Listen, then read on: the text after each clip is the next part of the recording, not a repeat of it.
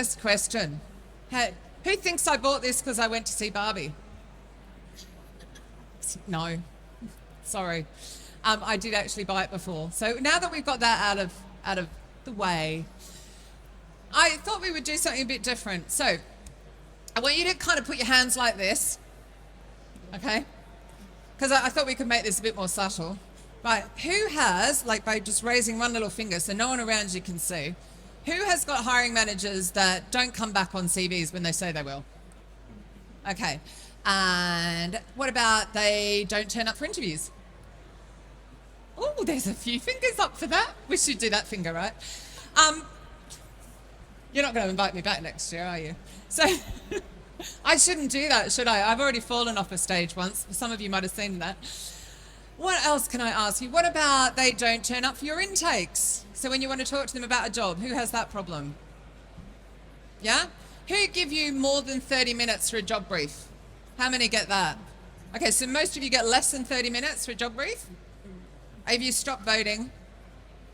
By the way, does this man not have the best jacket? I've actually got jacket envy. Okay, so you are in the right place. I hope to help you with some of this. That's my plan. Okay, so first off, I want you to just put yourself in the shoes of the manager. When they do that thing where they don't turn up or they don't come back on CVs and all those kinds of things, there's reasons for it all. So I'm just going to bore you a bit with a bit of death by PowerPoint. I can't actually see it. Oh, I can see it here. Okay, so they're already down a team member, right? You're already filling a role for them. So they're already short one person, and in that, in itself, is creating a whole load of stress. Then they have project deadlines. So they're down a person with a project deadline, with their boss breathing down their neck. The boss is probably not happy with them. Okay? Then they've got a disgruntled team, because the team is down a person, and they're having to take the slack, and all they want to do is go off to Portugal for 2 weeks, right, Glenn? And then they're concerned, is the team going to be able to take care of them because they're down and they're overwhelmed and they're overstressed? Then you can add into the fact that they're working long hours to make up for the fact that they're down a person. You getting the idea? It's quite stressful, right? Then they've got the boring shit to do. They've got budgets to plan, and everyone loves that, doesn't it? They just love the paperwork. And then they've got management stuff. They might have somebody in the team on performance management, those sorts of things.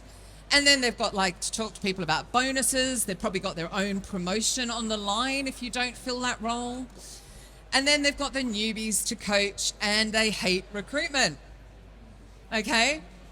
Have any of your managers ever said to you that they love recruitment? Hands up if anyone's ever said, a manager said, I love recruitment. Oh my God. One person, 2 people in the whole room have got managers that love recruitment. You are very lucky. Don't ever leave whatever organization you're working at, ever. Okay, so then there's your job. Your job is to take recruitment off their plate. But those managers are stressed. They're overwhelmed. They're getting a lot of pressure from their team. They've probably got people in their team who are flight risks, who are possibly going to leave because they're down a person. So they've got a lot going on. And on top of that, you're going, hello, come back to me. Would you reply to my emails? Those kinds of things. Actually, here's a question. Who actually asks their managers how they want to be communicated with? Well done. Can the rest of you ask them? Because you might be sending them Slack messages and they want a DM on Twitter on Sunday night at 10 o'clock. Ask them, make it easy for them. Take recruitment off their plate. Okay, so who am I? Just in case we don't know. I am Katrina Collier, you probably worked that out. I have now got 2 decades of, unbelievably, Glenn, it's been 2 decades. We've worked together a long time ago. 2 decades in the industry. I have worked both in-house and agency, but not for a while, I have to say. I have had the incredible honor to speak on stages on 5 continents, back when you actually did it in person, which means I hear exactly the same issues from all of you all around the world. Like, the problems in recruitment are universal, they don't change. I have worked with TIA teams all around the world, and I've written the Robot Proof Recruiter, which hopefully some of you have purchased, and if you have, thank you. And I'm currently writing one for your managers and leaders called Conquer Hiring. It's a little bit behind my memoir, but I will get this done for you. And I also have a newsletter, ironically called Recruitment Isn't Broken. Sarcastically called that, maybe. Okay, so enough about me. When I wrote edition 1 of the Robot Proof Recruiter in 2018, I realized that everything that was wrong in recruitment was the intake. Everything that was broken, that was bent out of shape, was that hour, inverted commas, that half an hour, hopefully 45 minutes if you're lucky, that you spend with the managers talking about the role. That's where it all breaks down. Now, apologies to all the vendors here. I don't think tech can fix this. Tech can help with it, but it's not going to fix it. It's a human problem. So you need to go into that meeting fully prepared with everything you possibly can. So you need to have things. It's all in chapter 5, so don't feel like you have to take a copy. You need your market data, you need competitor intel, you need candidate data, you need to know how urgent the role is, if you don't fill the role, who's going to leave, those kinds of things. You need internal data. Is there somebody within the company you can move into that role? And then you need success data, because you guys have a really tough effing job. So you need to go in and say, oh yes, you know the last manager that decided to give me a proper intake, do you know I filled their role in 2 weeks because I actually knew what they wanted? So instead of fobbing me off, can I save you some time? Success data. So you feel really confident when you go into those meetings. And you need to get the hiring manager's commitment.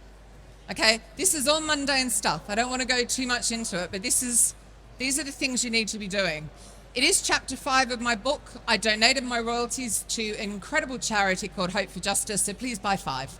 I'd be very grateful. Each, that is.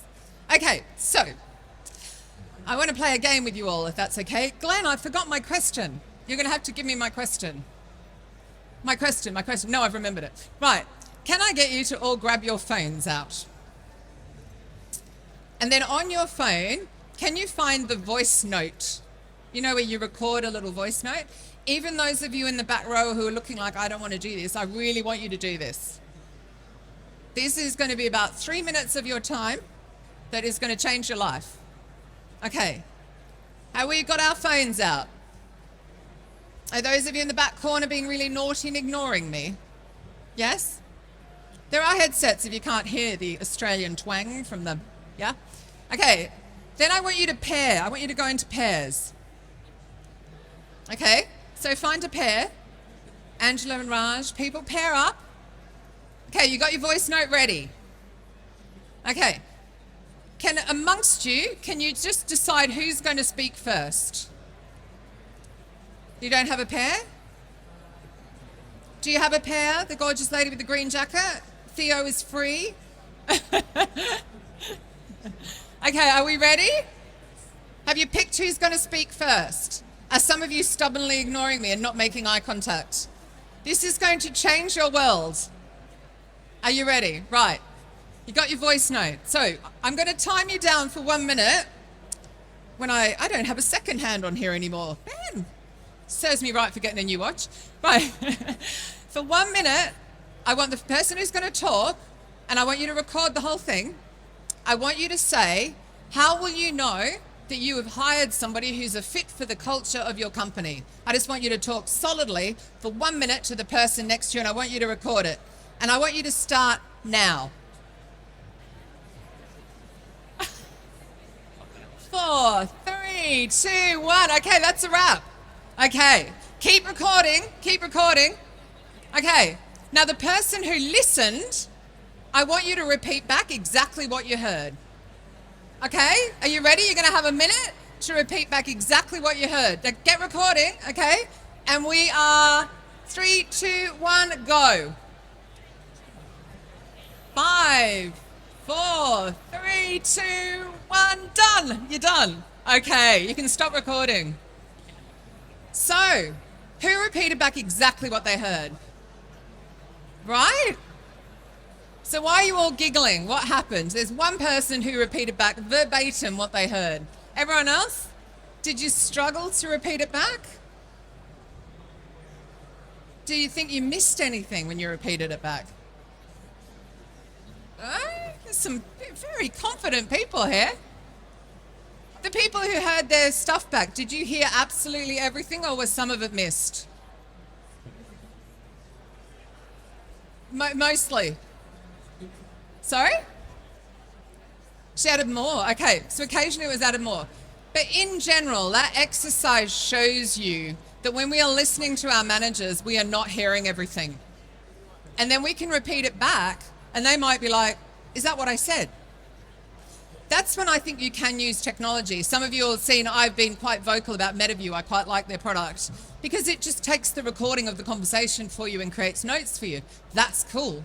So that you can focus 100% on listening. Because even in something like that, where there was no tapping, there was no trying to write, you still didn't hear everything. And this, to me, technology is not going to fix. This is a human problem. Oh, that was me. I forgot. The cutest GIF, and I forgot. That's you guys listening to each other. Yeah. So I'm hoping that that surprised some of you at actually the fact that you didn't hear what you thought, or you didn't repeat back what you thought you heard, and so on. That there is a difference there. So please remember, please remember that when you go into those intake sessions, to try and even say, can we record this? I am going to miss stuff. I want to have it to hand, because I then need to take that and I need to make a job post out of it, and I need to talk to candidates about it, and I need to send emails and that sort of a thing. So what I want to do now is give you, I've got time, haven't I, a couple of questions that I want you to use with your hiring managers to make this really, really powerful, rather than the one I just gave you. This, to me, this coming up question is after one of my favorite GIFs. This question, I think, is a game changer. I do not understand why talent acquisition professionals are scared of this question. What this question will do is it will get them to speak and tell you all of the stuff that is not on the job description that they pulled out from the drawer from 3 years ago when they last hired that person. Okay, I want you to ask every single one of your managers this question. How will you know at the end of 12 months you've hired the right person? And then you do exactly what you just did.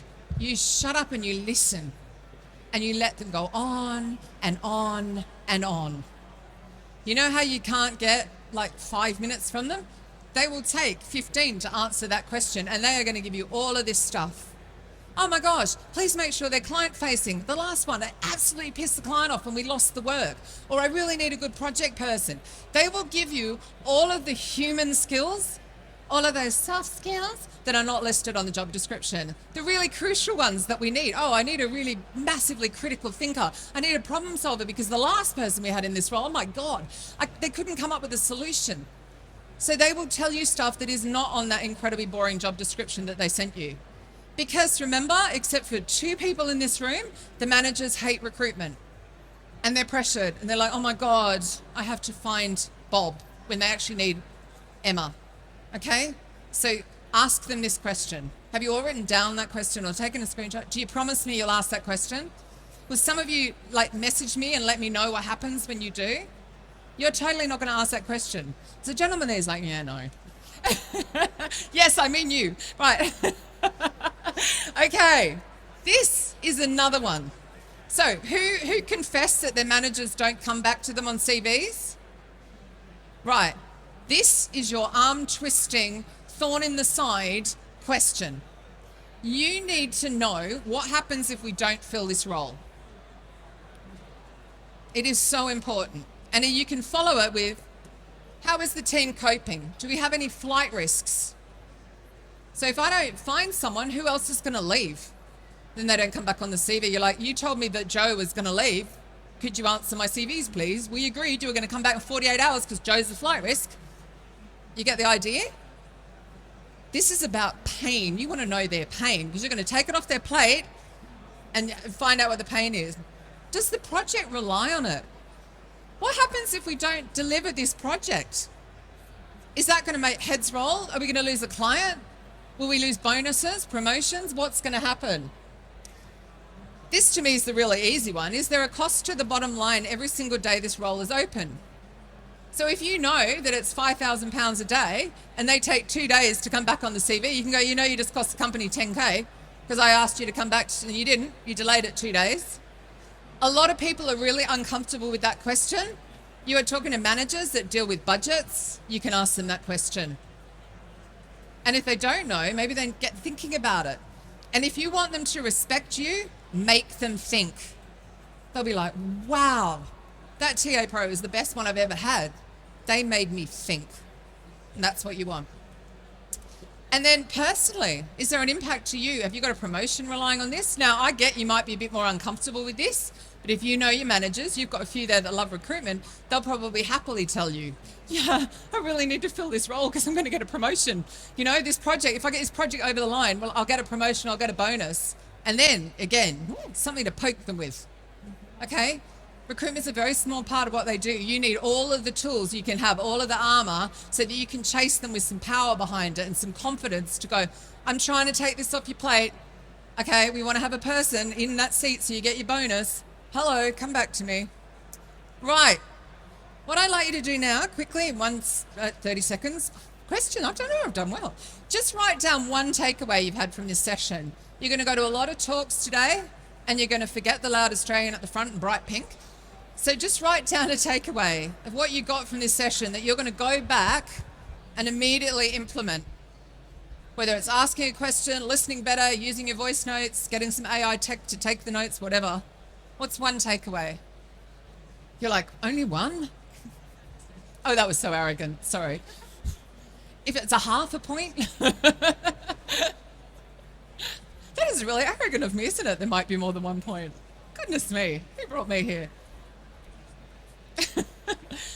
Okay, now to the fun bit. Who's got questions for me?